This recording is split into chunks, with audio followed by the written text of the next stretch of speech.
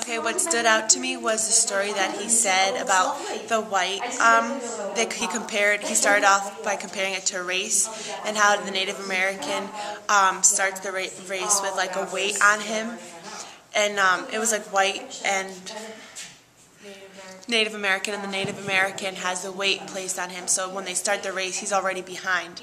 And that goes to show how that is incorporated or represents that in their education.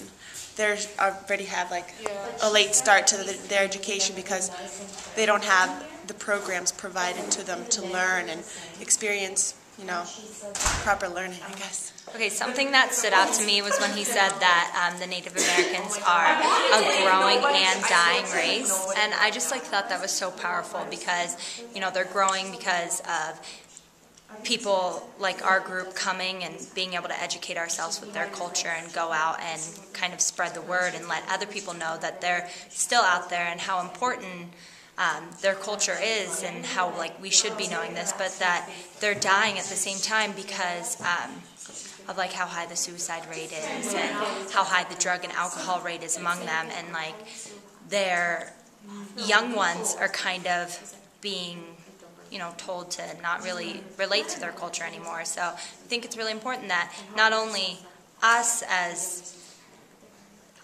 outsiders to this culture are learning about it, but they need to keep instilling it into their young ones as well, and to continue to be a growing rather than a dying culture. And I just thought that was really powerful. Okay, what stood out to me last night was when Bruce talked about the savings account and they don't really have bank accounts, and I have an interesting story. if you do have a savings account, what's the use for it? Because you won't have money in it anyway because you just give it to your family, and it's so interesting to think of that dynamic that way, because the truth is if you do have money, you should give it to your family, and that's how they work. Okay. I thought it was really interesting that I believe he said 1924 that Indians were natural citizens, that they weren't citizens before that, and that in 1944 they had to renounce their tribe in order to join the military, and some of them did that. I think how noble that is, that they really wanted to fight for their country, and they were an important component in World War II. And I just think that education today doesn't teach that, and I think that they should show more documentaries that show these little details that go unnoticed, and I think that school and textbooks pick and choose what's important, and we don't get that aspect of culture. So I just think that he was very informative, and I also like the fact that Elizabeth asked, "What do you think about the Indian Education Act for All?" And I think it's a step in the right direction. But like he said, it's like running a race, like Melanie said, and you put that chain on the ankle, and they're always going to be a step behind. And that we, as teachers, really need to educate ourselves on the Indian culture, and maybe find more people who are Indian and bring them into the classroom as primary resources. Even if we can't find teachers, we can really educate our children with first-hand accounts and interviews. So I thought that was an interesting point. Okay.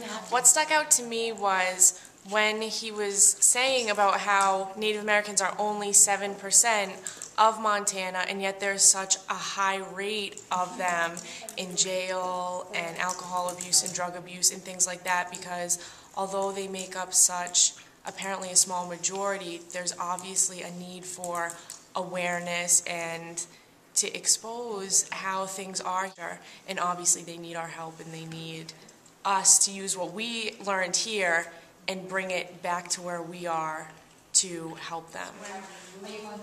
He said that the Indians weren't able to be citizens of the United States until July of 1924. They weren't allowed to be part of the economy. They have to understand that the Indians came from a setback, and they were started off slow, but they're able to become whatever they want, but they're just in a slow mindset right now, and they need to understand that. And they took their religion away. They wanted to take their religion away, and they have to understand that there's seven reservations in Montana, 11 different tribes, and we need to help them. They need help. There's schools in the reservations that failed the No Child Left Behind Act, and we need to help them, and they do need help here.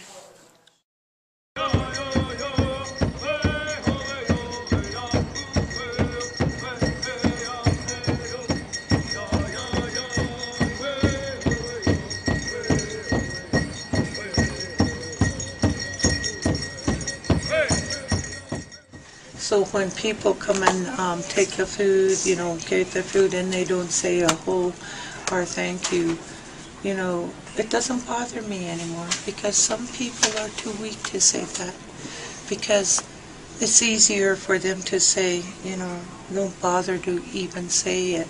They walk away in silence and just grab it and look at you and walk away, you know.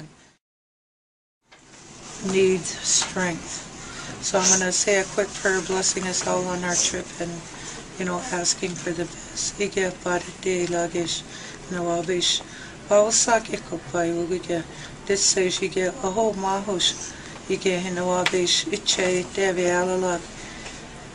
Alalok ikutag. Itche alagoga. Ish iku agoli garush. Ige gukarush. Dagush. Isakush, Isakush, Hodahilish, Ike, Uplas Karawaga, and I'm also you strength Kadish could, Ike Yikudavilik, even Nelly Tavilik, this is Shaho. We weren't really expecting the warming welcome that we got, and the things that we've seen and the things that we've learned. These people should make us remind ourselves that no matter where it is that we go, because of the things that we do, we always open up hearts, we always touch people's souls. And not only did we gain knowledge, but we gained family.